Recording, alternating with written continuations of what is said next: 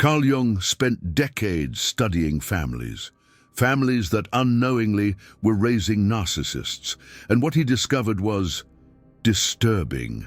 It wasn't the abusive parents creating the majority of narcissists. It was the loving ones, the ones who seemed to be doing everything right on the surface, the ones who never yelled, never hit, never abandoned their children. Jung identified a critical mistake that 90% of these well-intentioned parents make within the first 7 years of a child's life. A mistake so subtle, it often looks like love.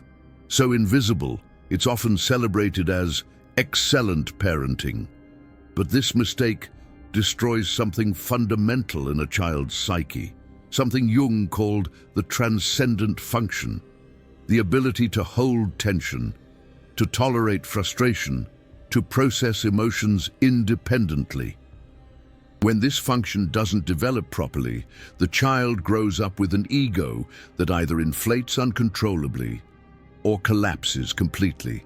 Both are forms of narcissism, and it all begins with parents who solve emotional problems for their children, instead of teaching their children how to cope. Can you tolerate frustration without collapsing? Can you be alone with difficult emotions without needing someone to immediately fix things for you? Can you hold the tension between what you want and what you have, without exploding in anger or falling into despair? If the answer is no, you may have experienced this mistake in your first 7 years, and in the next few minutes you're going to understand exactly how this works. The Jungian psychological mechanism that explains why intelligent, sensitive, well-educated people become emotionally dependent, why small frustrations feel like the end of the world, why you need constant validation just to function, and most importantly, you'll discover what Carl Jung taught about how to develop this function even in adulthood, because it doesn't matter how old you are right now. The transcendent function can be cultivated. But first, you need to see how it was potentially sabotaged in your childhood. Ashley was 4 years old when it all started, not with abuse, not with neglect, but with overly protective love. She was at the playground trying to climb the slide. She slipped, fell on her knees, started to cry. And within 2 seconds, her mom was there, scooped her up in her arms, comforted her immediately, took her home, gave her ice cream to make the pain go away. Ashley stopped crying, started smiling again. Sounds like a good mom, right? Sounds like love, right? But Carl Jung would have seen something different. He would have seen the exact moment when Ashley's transcendent function was prevented from being born, because what her mom did was solve the emotional problem for her. Ashley felt pain, frustration, fear, and before she could learn to process those emotions herself, her mom intervened, eliminated the tension, removed the frustration. Ashley learned something devastating in that moment. She learned that difficult emotions aren't meant to be felt. They're meant to be eliminated by someone else. And this repeated itself every single day for 7 years. Ashley wanted a toy that another kid had, started crying in frustration. Her dad immediately bought the same toy for her. Ashley didn't learn to tolerate no. She learned that frustration should be eliminated instantly.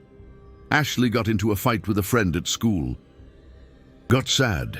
Her mom immediately called the other child's parents, resolved the conflict for her. Ashley didn't learn to deal with rejection. She learned that someone will always fix it for her. Ashley got bored. Her parents immediately created entertainment. Ashley didn't learn to be alone with herself. She learned that emotional emptiness should be filled from the outside. Carl Jung discovered that there is a critical developmental window between 0 and 7 years old. In this window, the child is developing what he called the functional ego, the part of the psyche that can hold tension between opposites. I want this, but I can't have it right now. I'm frustrated, but I can tolerate this feeling. I'm alone, but I can be with myself. This ability develops through thousands of micro-frustrations. The child falls, cries, and sits with the emotion long enough to process it independently. The child wants something, doesn't get it, and learns that they survive the no. The child feels boredom, sits with it, and discovers that they can create internally.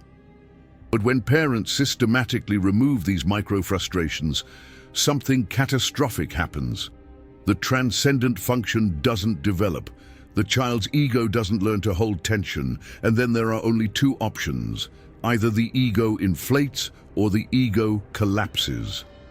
Ashley developed the second, a deflated ego, covert narcissism. She grew up believing that she couldn't handle anything on her own, that she needed someone to validate, resolve, eliminate any emotional discomfort. At 10 years old, Ashley would cry if her mum wasn't immediately available when she felt bad. At 15, she would panic if she was alone with difficult emotions. At 20, she couldn't make decisions without constant external validation. At 34, she was in therapy, diagnosed with dependent personality disorder. But Carl Jung would say the name is wrong. It's not dependency. It's the absence of the transcendent function.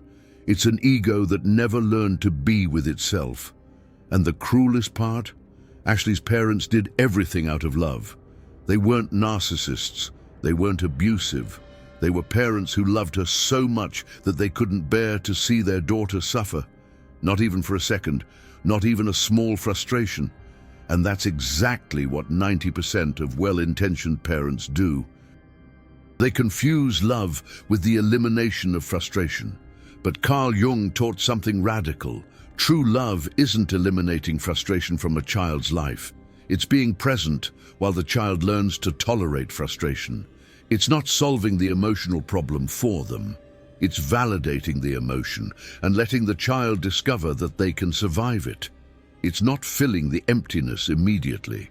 It's allowing the child to discover that they can create internally.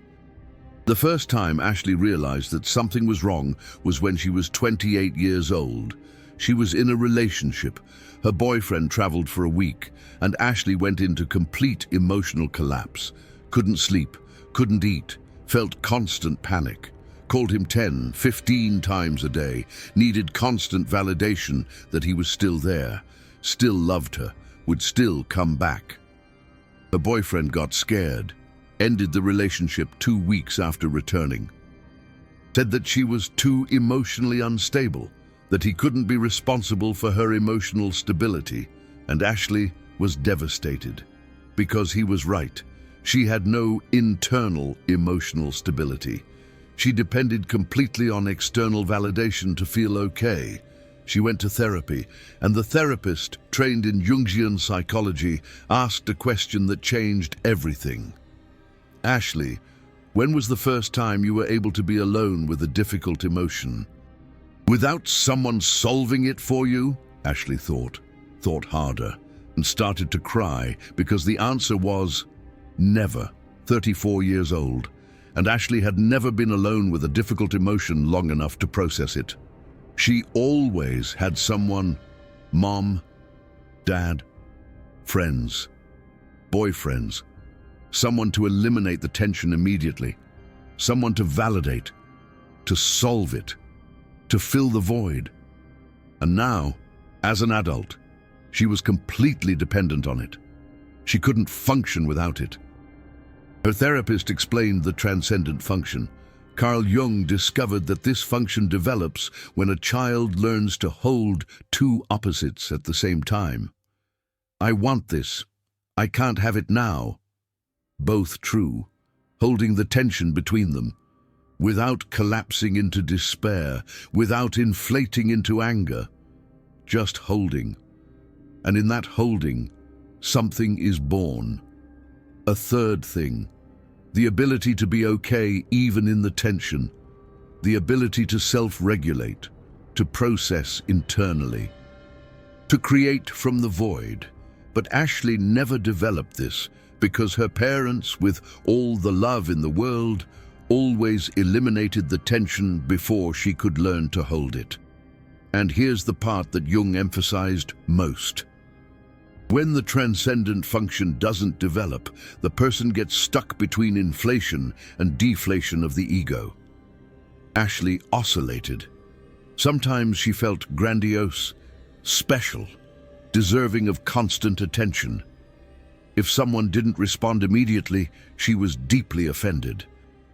How dare they ignore me? Other times she collapsed completely, felt worthless, incapable. I can't do anything alone. Both were narcissism, narcissistic inflation and narcissistic collapse, two sides of the same coin. The coin of an ego that never learned to balance itself. The therapist started something radical. She stopped validating immediately. When Ashley arrived in a panic, saying that she was feeling horrible, the therapist didn't console her. She said, "Stay with it. Feel it. It doesn't need to be eliminated right now. You can hold this feeling." And Ashley went into even greater panic. "No, I can't. It's unbearable. I need you to tell me it's going to be okay." The therapist responded, "It will be okay. But you don't need my validation for it to be okay. You can discover that yourself if you stay with the feeling long enough." The first weeks were hellish. Ashley felt like she was falling apart. She called her mom, crying. Her mom immediately consoled her, solved the problem, validated her, and Ashley felt better for a few hours, until the next wave of difficult emotion. And then the cycle restarted. The therapist pointed out the pattern. "You see, you're not processing the emotion. You're just outsourcing the processing. Your mom feels it for you, validates it for you, and you become dependent on it. But the emotion is never really processed. It's only temporarily suppressed." Ashley began to understand. She was doing in her adult life exactly what she had learned in childhood. Difficult emotion arises. Someone outside eliminates it. Ashley feels better temporarily. Emotion returns. Cycle restarts. She had never learned to complete the cycle alone. Emotion arises. I feel it. I process it. I integrate it. Emotion dissolves because it was metabolized internally, not eliminated externally. Jung called this opus, the alchemical work of transforming emotional lead into psychological gold, but it can only be done internally. No one can do it for you. The therapist gave her an assignment. When you feel panic, loneliness, frustration, don't call anyone, don't text, don't seek external validation. Just sit, put your hand on your chest, feel where the emotion is in your body, and stay with it for 5 minutes, just 5 minutes. Ashley thought it was impossible. How am I going to handle 5 minutes alone with this? But she tried, and it was horrible. The panic increased, the feeling that she was going to die, that she wouldn't survive. But she held on 5 minutes, and something extraordinary happened. By minute 6, the intensity began to diminish, alone, without anyone validating her, without anyone solving it. The emotion began to dissolve, because it had been felt completely. Ashley discovered something that Carl Jung tried to teach his entire life. Emotions don't need to be eliminated. They need to be felt until the end, and when they are felt completely, they transform, dissolve, integrate. But if they are constantly interrupted by external validation, they never complete the cycle. They get stuck, they return, and the person becomes dependent on others to process what can only be processed internally. But Jung also discovered something darker. This pattern doesn't happen by accident. Parents who do this usually have their own transcendent functions undeveloped. Ashley's mom couldn't stand to see her daughter suffer because she herself couldn't stand her own suffering. When Ashley cried, her mom felt her own unprocessed anguish, and she consoled Ashley to eliminate her own anguish. It wasn't love for the child, it was avoidance of her own shadow. Ashley's dad solved everything immediately because he himself couldn't tolerate frustration. When Ashley got frustrated, her dad felt his own intolerance, and he eliminated Ashley's frustration to eliminate his own feeling. Jung called this unconscious projection. Parents project their own emotional incapacities onto the child, and they try to solve in the child what they can't solve in themselves. But this only transmits the dysfunction. The child absorbs it, incorporates it, and replicates the same pattern in adult life. Ashley realized this with horror. She was doing exactly what her parents did. She couldn't tolerate difficult emotions. She needed someone to eliminate them immediately, and if she ever had children, she would do the same thing. Perpetuate the cycle, create another generation of deflated egos who can't be with themselves. The therapist explained the Jungian concept of individuation. It's the process of becoming who you really are. Separated from parental complexes, separated from projections, developing your own psychological capabilities. And for Ashley, individuation meant developing the transcendent function that had never been born, learning at 34 what she should have learned at 4. That emotions can be felt, that frustrations can be tolerated, that emptiness can be inhabited, and that she can do it all alone. The following months were the most difficult of Ashley's life. She practiced daily. Difficult emotion arose. She didn't call anyone. She sat down, put her hand on her chest, and stayed. 5 minutes became 10. 10 became 20, and something began to change. The emotions were no longer terrifying. They were just sensations. Intense, yes, and uncomfortable, yes, but not lethal.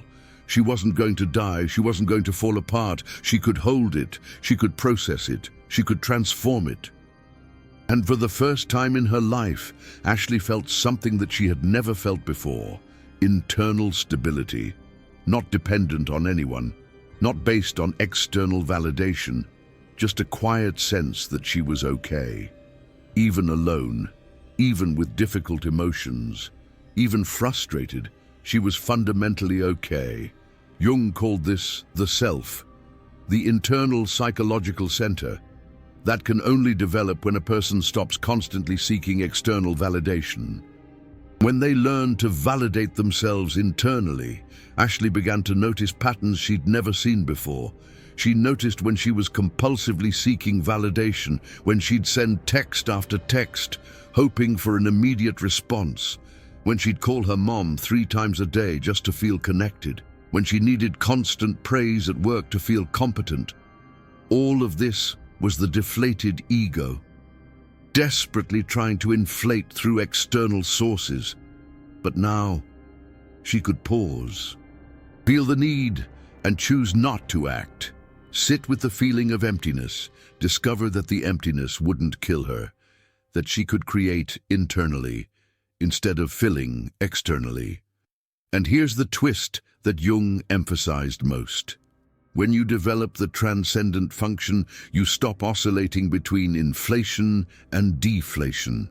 You find a third point. Jung called it the transcendent function because it transcends opposites.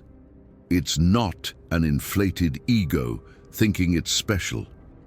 It's not a deflated ego thinking it's worthless. It's simply being present with what is, without needing to inflate, without needing to collapse, just being. Ashley at 36 was a completely different person than Ashley at 34.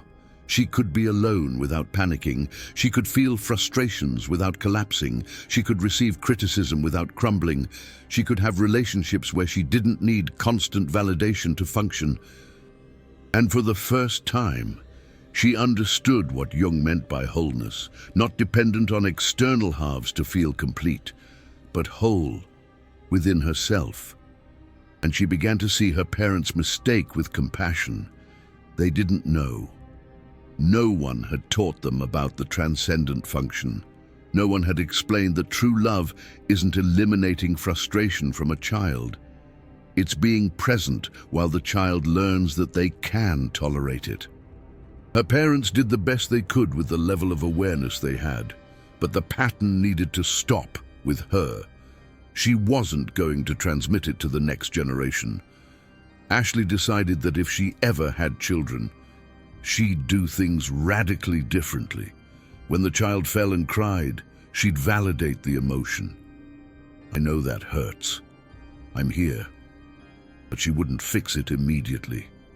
She'd let the child feel, process, discover that they can calm themselves down.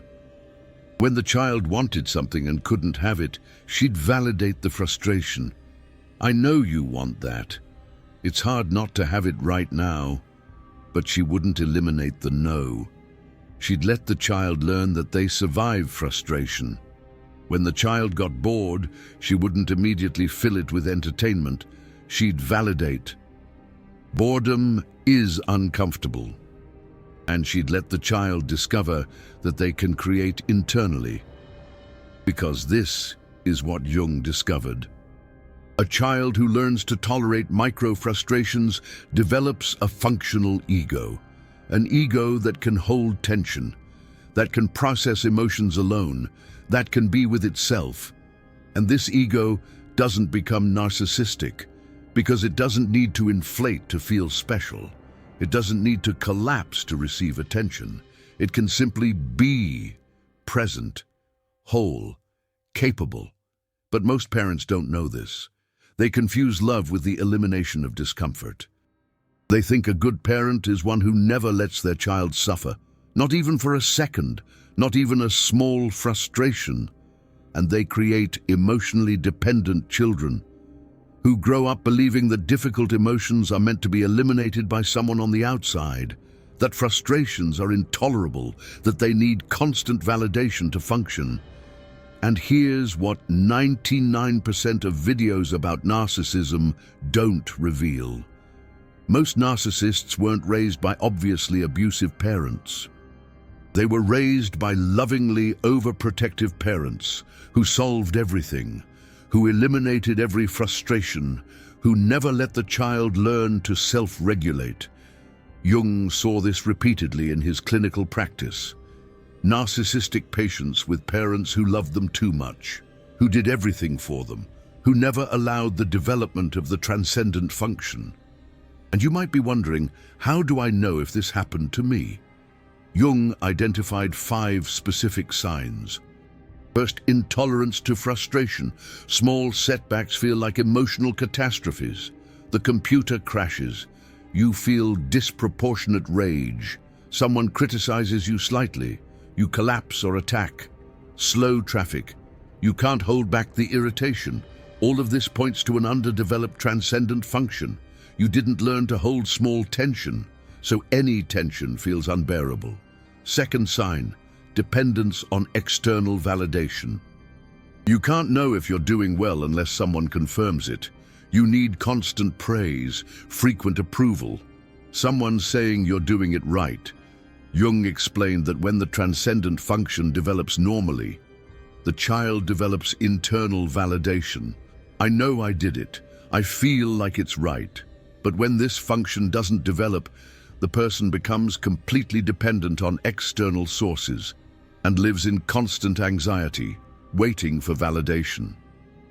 Third sign, inability to be alone with difficult emotions. When sadness arises, you immediately grab your phone, call someone, seek distraction.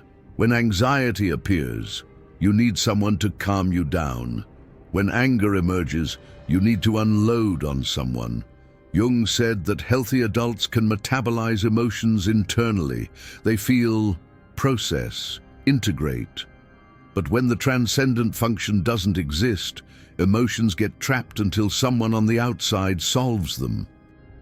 Fourth sign, oscillation between grandiosity and worthlessness. Sometimes you feel special, superior, deserving of preferential treatment. Other times you feel completely incapable, inferior, worthless. Jung explained that both are egos without a center. When the transcendent function doesn't develop, there's no internal balance, only inflation or deflation, and the person oscillates between the two poles without being able to find a middle ground. Fifth sign, terror of being emotionally abandoned. When someone doesn't respond to messages quickly, you panic. When someone needs space, you feel like it's mortal rejection. When someone is temporarily unavailable, you collapse. This isn't love. Jung called it pathological emotional dependence. The person never developed the ability to be with themselves. So, emotional abandonment feels like death. If you recognize 3 or more of these signs, it's very likely that your parents committed the 90% mistake. They solved everything for you, eliminated frustration immediately, never let you learn to self-regulate, and you grew up with an underdeveloped transcendent function. But here's the part that Jung emphasized most. It doesn't matter how old you are right now. This transcendent function can be cultivated. The work is harder in adulthood, but it is possible. And you've just spent 15 minutes discovering something that most people will never understand. The true root cause of narcissism in most cases, it's not obvious abuse. It's overprotective love that prevents emotional development. If this knowledge has changed something in you, there's a way to support this work. YouTube has that golden heart down there. The super thanks. When you click there, you're not just supporting financially. You're saying, this psychological truth needs to be known. Few channels have the courage to reveal that good parents can also create narcissists, that love can be harmful when it prevents emotional autonomy. Each super thanks allows me to continue researching Jung deeply, continue bringing revelations that mainstream psychology avoids. You're not just a viewer. You're an ally of someone who's breaking generational cycles. Be part of those who are bringing Jungian awareness to childhood development. Now, if you've identified that you have an undeveloped transcendent function, Carl Jung left a protocol. It's not easy, it's not fast, but it works. First step, identify the moment of compulsive seeking. You feel a difficult emotion. You immediately grab your phone to call, text, seek validation. Pause there, just pause.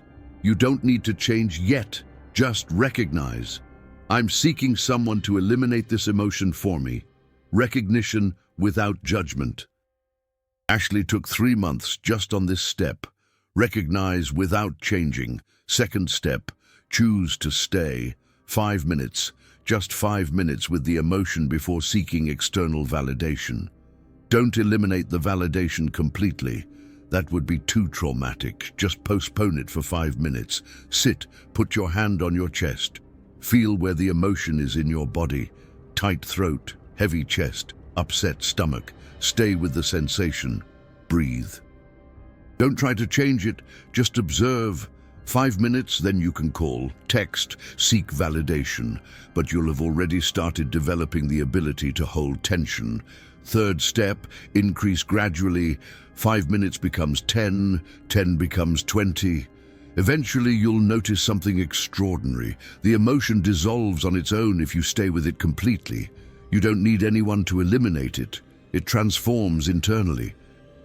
Jung called this the transcendent function because it transcends the need for an external source. You discover that you can process it yourself. Fourth step, observe patterns of inflation and deflation. When you feel grandiose, special, superior, pause, ask, am I inflating because I can't hold the tension of being ordinary? When you feel useless, incapable, inferior, pause, ask, am I collapsing because I can't hold the tension of not being perfect? Jung said that the transcendent function allows you to be ordinary without collapsing, neither inflated nor deflated, just present. Fifth step, practice tolerance to micro-frustrations. Start small. Supermarket line is slow. Don't complain, don't grumble, just stay with the frustration. Breathe, Observe. Computer freezes. Don't curse. Feel the irritation without acting. Someone doesn't respond to your message quickly. Don't panic. Feel the anxiety without seeking immediate resolution. Each micro-frustration you tolerate develops emotional muscles. The transcendent function grows through practice. Like a physical muscle, it needs resistance to strengthen. Jung said that this work is individuation. You're separating from parental complexes, stopping the replication of emotional dependency patterns. Developing psychological capacities that should have been born in childhood but were sabotaged. And for the first time, you're becoming psychologically autonomous, not dependent on external validation to function, capable of processing internally, of holding tension, of metabolizing emotions, of being with yourself. And if you are a mom or dad, Carl Jung left specific instructions to do differently. When your child falls and cries, don't run immediately to solve it. Sit nearby, validate the emotion. I know it hurts. I'm here, but let the child feel, process, calm down on their own. You can guide, breathe with me, feel where it hurts. But don't eliminate the emotion. Teach the child that emotions can be felt and processed. When your child wants something and can't have it, don't eliminate the no immediately. Validate the frustration. I know you want this. It's difficult not to be able to have it now. But maintain the boundary. Let the child learn that they survived the frustration, that it's not the end of the world, that they can tolerate the no. This tolerance develops the transcendent function. The child learns to hold the tension between wanting and not being able to have, and discovers that they can. When your child gets bored, don't fill it immediately. Validate. Boredom is uncomfortable indeed, but leave space. Let the child discover that they can create internally, that they can play alone, that they can be with themselves. This emptiness is where creativity is born, where autonomy develops, where the child discovers internal resources. Jung emphasized that true love is not eliminating discomfort from the child. It's being present while the child learns that they can handle discomfort. Presence is not resolution. It's validation without removal. I see you. I'm here. And you can do it. That's the difference between creating a narcissist and creating an emotionally autonomous adult. Ashley at 38 had a daughter, Lily, and she did everything radically differently. When Lily fell and cried, Ashley sat nearby, validated. I know it hurts, my love. I'm here. But she didn't pick her up immediately. She let Lily feel, process, and something extraordinary happened. Lily calmed down on her own, discovered that she could. And each time, she became a little emotionally stronger, developing the ability to self-regulate. When Lily wanted a toy and couldn't have it, Ashley validated. I know you want it. It's difficult not to be able to have it now. But she maintained the no, and Lily cried, got frustrated, and learned something fundamental. I survived the no. Frustration doesn't kill me. I can tolerate it. At 4 years old, Lily already had more capacity to tolerate frustration than Ashley had at 30. When Lily got bored, Ashley didn't create entertainment immediately. Boredom is annoying, right? Let's see what you can create. And Lily discovered, played alone, invented stories, created imaginary worlds, developed internal resources, learned that she didn't need a constant external source, that she had internal wealth. And Ashley saw Lily developing something that she had never had.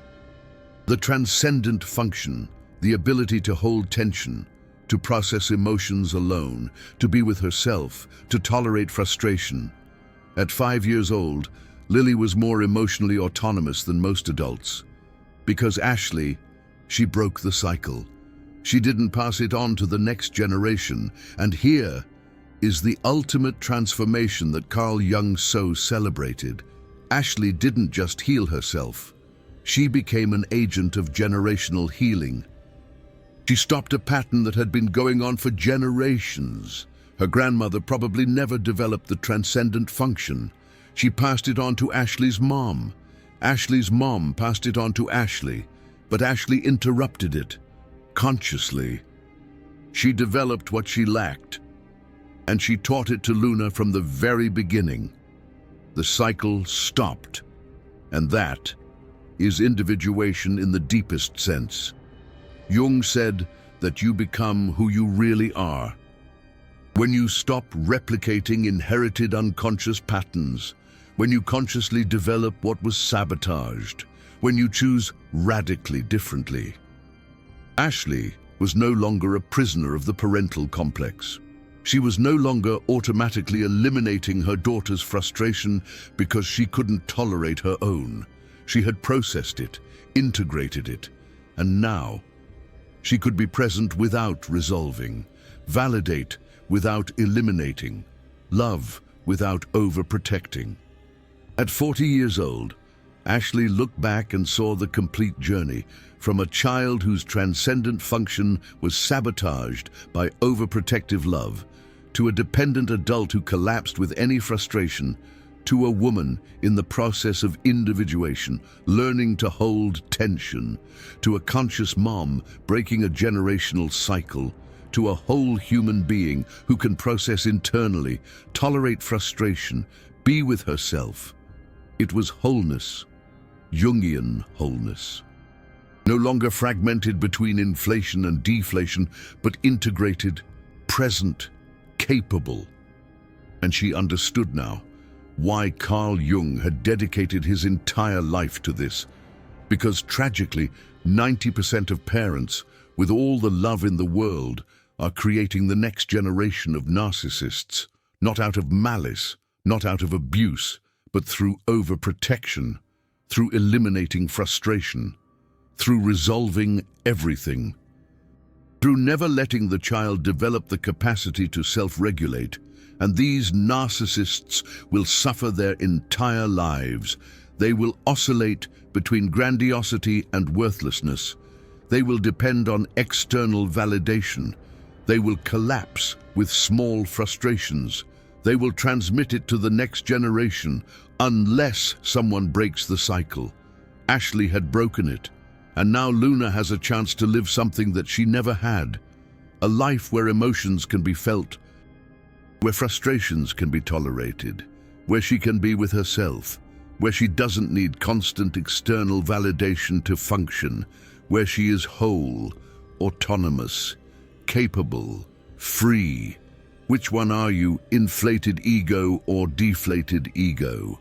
Or are you already developing the transcendent function and finding that third point?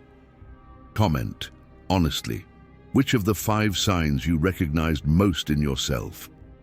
Other survivors of this 90% parenting mistake need to know that they're not alone in this pattern. And if you're a mom or dad, comment what change you're going to make today to not commit this error. Let's create a community of people consciously breaking generational cycles.